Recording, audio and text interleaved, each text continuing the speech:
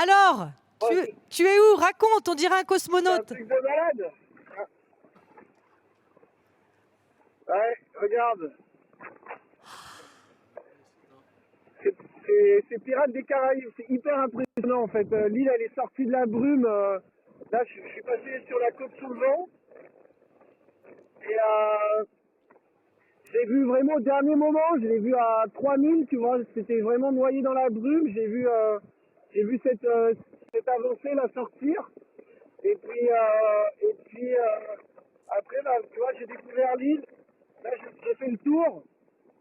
Là, ce que je te montre, c'est la base météo et la base scientifique. Il y a une toute petite lumière sur la crête, là. Je ne sais pas si elle est allumée tout le temps ou si c'est juste parce que je suis de passage. Je les ai eus à la VHF tout à l'heure. Parce que je suis dans le coin, je dois les informer quand j'ai fini mes réparations. Voilà l'île, Incroyable, incroyable, ces images. le bout du monde. Alors, qu'est-ce que tu vas faire maintenant, Louis? Alors, bah écoute, j'attends, tu vois, là j'ai encore un peu de vent à cause de ce creux là, de cette cuvette. J'attends d'être sorti complètement de cette zone-là. Normalement, derrière ces montagnes, là, c'est haut à 300-400 mètres. Je devrais à un moment donné avoir plus de vent du tout et plus de mer. Et ben, je vais affaler ma grand voile, parce que je peux pas monter en haut. Et puis je vais grimper dans le mât. Une fois que j'arrive au niveau du rien, je vais faire monter mon sac de matériel avec ma scie sauteuse. Je dois découper un bout de rail, le remplacer.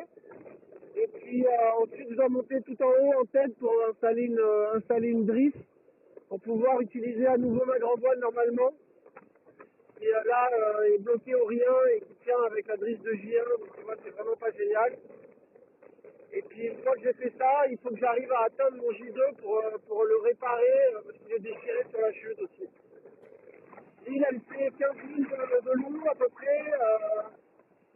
Et je vais essayer de dériver vers le sud à une vitesse de 2-3 nœuds maximum pour que ça dure le plus longtemps possible et que je sois abrité pendant 3 ou 4 heures. Voilà. Je pense que j'en ai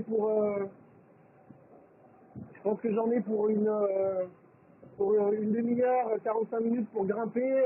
Et puis après, en haut, j'en ai pour 1 heure de travail. Donc voilà. Si les conditions sont réunies en 2 heures, je pense que ça sera bon.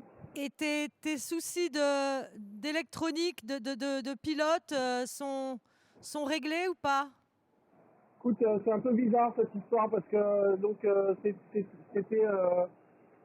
c'était le capteur d'angle de barre qui a arrêté de marcher il y a 15 jours, qui ont fait mes problèmes. Et puis là, hier, c'était le deuxième capteur d'angle de barre qui marchait plus et j'ai aucune solution de remplacement.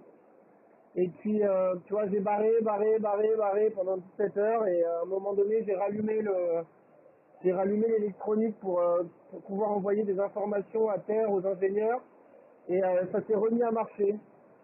Donc c'est un peu bizarre. En fait, on est un peu inquiet parce qu'on comprend pas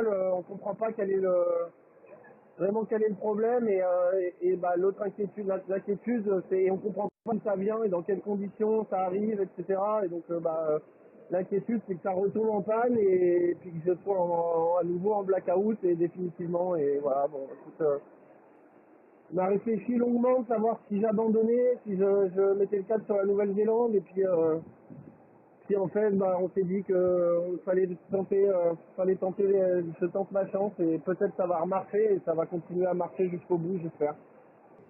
Bon, est-ce que tu as pu te reposer un peu, Louis, là, avant de faire tout ce que tu as à faire dans les heures prochaines, là?